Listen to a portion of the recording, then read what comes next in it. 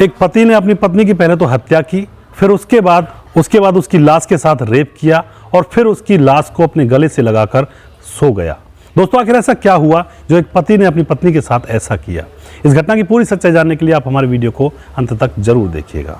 नमस्कार, मैं हूं सुदेश कुमार और तिरछी बात पलवल चैनल में आपका स्वागत है। दोस्तों यह घटना है उत्तर प्रदेश के फिरोजाबाद इलाके के चनौली गांव की। चनौली गांव में सतपाल नाम का एक लड़का रहा करता था जिसकी उम्र थी 32 साल। आज से 4 साल पहले उसकी शादी हो जाती है और अब उसके घर में उसकी पत्नी और 2 बच्चे हैं। और दोस्तों सतपाल नौकरी करने के लिए दिल्ली किसी फैक्ट्री में जाकर लग जाता है और वहीं पर रहा करता है, वहीं से अपने घर परिवार के लिए खर्चा भेज दिया करता है।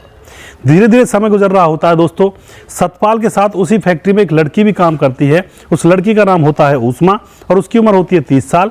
वह भी शादीशुदा है और उसको भी 2 बच्चे हैं, लेकिन वह भी दिल्ली में आकर वहीं पर रह रही होती है जिस तरह से सतपाल रह रहा होता है। दोस्तों दोनों ही एक दूसरे के साथ ड्यूटी करते हैं तो दोनों में मुलाकातें हो जाती हैं और मुलाकातों में दोनों को एक दूसरे से प्यार हो जाता है। अब दोनों शादी करने की प्लानिंग करने लगते हैं और कहते हैं कि हम चुपचाप शादी कर लेंगे, अपने अपने घर वालों को तलाक नहीं देंगे। उसके बाद वो दोनों एक दूसरे के साथ शादी कर लेते हैं और एक घर में रहने लगते हैं। दोस्तों उसके बाद क्या होता है, उसके बाद उनका समय अच्छे से गुजर रहा होता है। सतपाल का और उस्मा का पति पत्नी की तरह वो रह रहे होते हैं। कुछ समय गुजरने के बाद सतपाल को उस्मा के ऊपर शक होने लगता है कि यह मेरे जाने के बाद किसी और से प्यार करती है, किसी और के साथ रहती है। अब वह अपनी नई पत्नी उस्मा से कहता है कि तुम शायद किसी और के साथ अपना समय गुजारती हो, तुम मुझे धोखा दे रही हो। उस्मा मना कर देती है कि मैं तुम्हें धोखा नहीं दे रही हूँ, यह तुम्हारा वहम है। लेकिन दोस्तों इसी तरह से उनके बीच में अब रोज़ रोज़ झगड़े होने लगते हैं।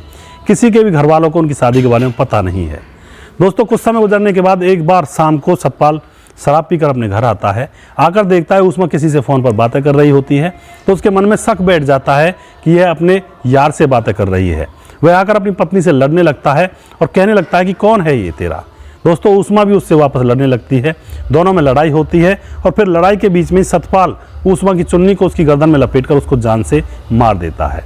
उसके बाद दोस्तों उसकी डेड बॉडी के साथ वह रेप करता है कई बार और फिर अंत में जब वह थक जाता है तो उसकी डेड बॉडी को गले से लगाकर उससे चिपक कर सो जाता है। दोस्तों सुबह होती है। सुबह वह पुलिस थाने में पहुंच जाता है कि मैंने अपनी पत्नी का कत्ल कर दिया है, मुझे अरेस्ट कर लीजिए। पुलिस आती है। पुलिस देखती है कि उसकी उस्मा की डेड बॉडी नग्न अवस्था में पड़ी हुई थी।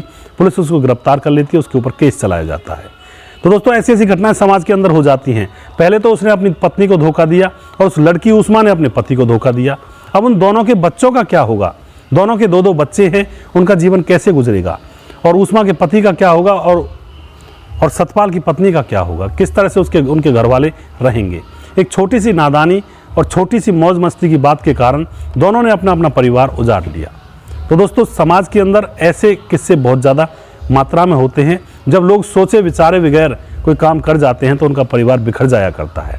तो मैं यहाँ पे यही कहना चाहूँगा कि कोई भी काम करें सोच विचार पहले करें, उसके बारे में कि इसका अंजाम क्या होगा, उसके बाद कोई कदम उठाएं, वरना जिंदगियां बिगड़ने में 1 मिनट का 1 क्षण का समय नहीं लगता है।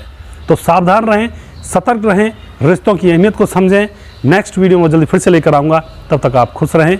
जय हिंद, जय भारत।